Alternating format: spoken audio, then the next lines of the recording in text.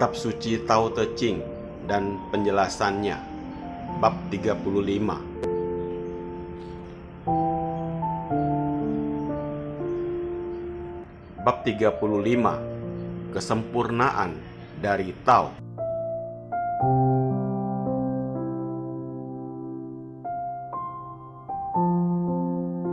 Satu. Barang siapa mencapai persatuan dengan Tao, maka seluruh alam ini seolah-olah dalam genggaman tangannya.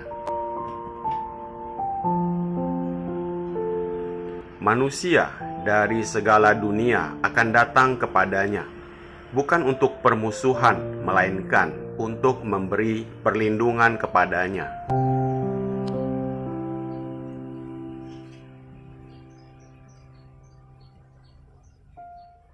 Dua. Musik yang merdu dan makanan atau minuman yang lezat dapat menarik kunjungan banyak tamu.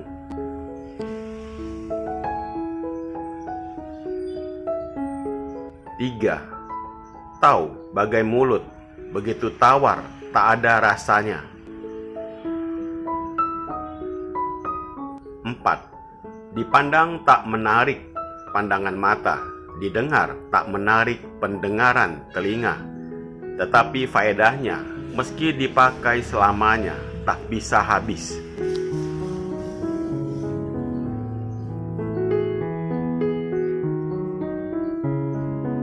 Sesuai dengan riwayat hidup Buddha Gautama, bahwa setelah beliau meditasi di bawah pohon Bodhi hingga 48 hari, beliau telah mencapai kesempurnaan atau Anuttara Samyak Sambodhi, menjadi Buddha.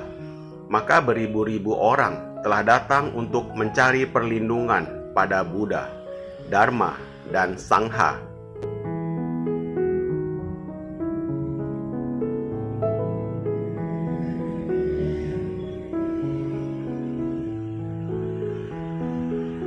Demikianlah sifat dari seorang yang telah mencapai kesempurnaan tertinggi, dapat berkuasa atas seluruh alam, hingga semua orang datang kepadanya untuk mencari perlindungan.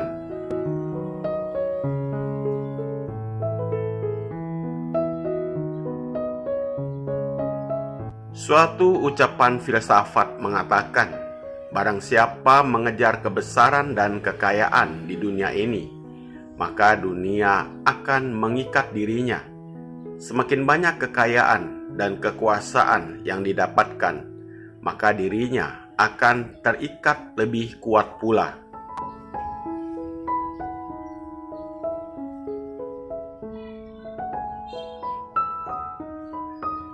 Sebaliknya, siapa yang dapat melepaskan dunia, maka dunia akan berada dalam telapak tangannya.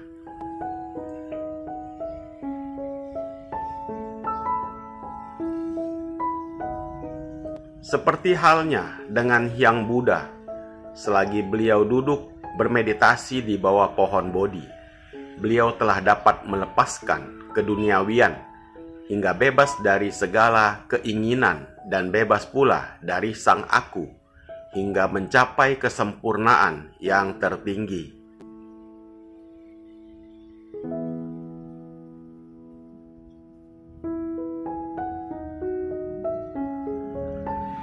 Pelajaran kebatinan yang sejati dan yang bermutu tinggi bersifat paradok, yaitu bertentangan dengan anggapan umum.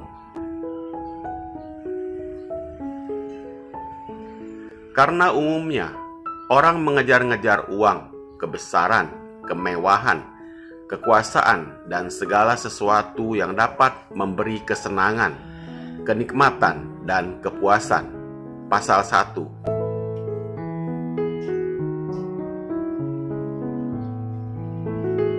Maksud dari ungkapan ini tak dapat dipungkiri pula kebenarannya. Memang hal ini dapat dibuktikan, misalnya film atau pertunjukan lainnya selalu mendapat kunjungan banyak penonton.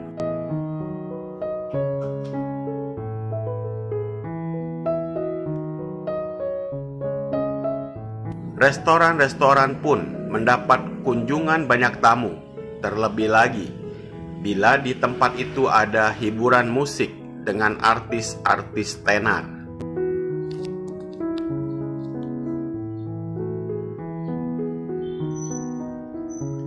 Karena semuanya ini dapat memenuhi keinginan dan memberikan kepuasan, hingga mereka tidak segan untuk mengeluarkan uang lebih banyak.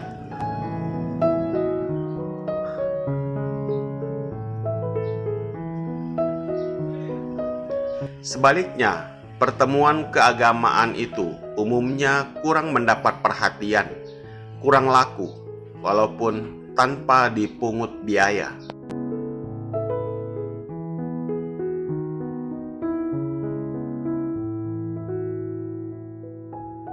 Bahkan orang merasa sungkan untuk menghadiri dan mendengarkan ceramah-ceramah keagamaan karena kurang menarik hati, rasanya tawar bagaikan masakan kurang garam.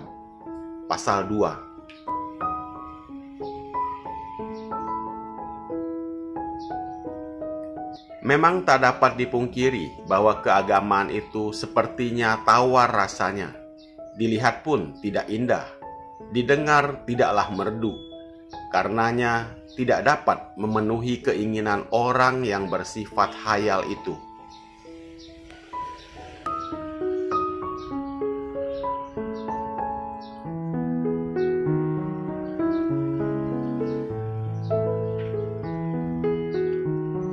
Bahkan dalam keagamaan, orang dianjurkan untuk hidup sederhana, tidak boleh mengejar kemewahan, tidak mementingkan diri sendiri, harus menolong sesamanya, dan harus berani berkorban guna sesamanya.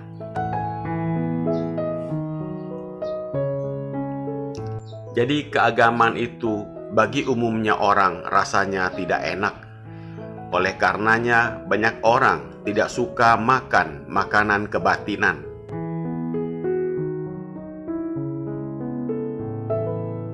Demikianlah ilmu keagamaan hanya merupakan gaya penarik bagi mereka yang berjiwa bebas, dan jumlahnya tidak banyak. Sebaliknya bagi kebanyakan orang umumnya mengejar sesuatu yang sesuai dengan khayalannya, karena yang mereka cari hanya kepuasan dan keinginannya saja.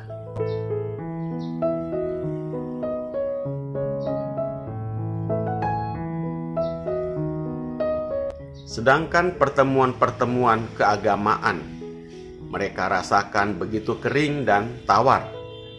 Hanya beberapa orang saja yang menghadirinya.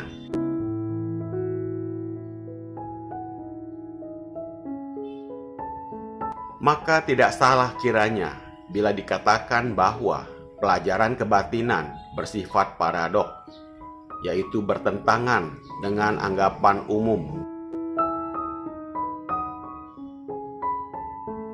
Hanya sedikit saja yang menjalankan jalan utama yang menyadari betapa besar manfaat tahu yang tidak terbatas, dan bila dipakai selamanya tidak habis. Pasal 3-4. Semoga bermanfaat. Terima kasih.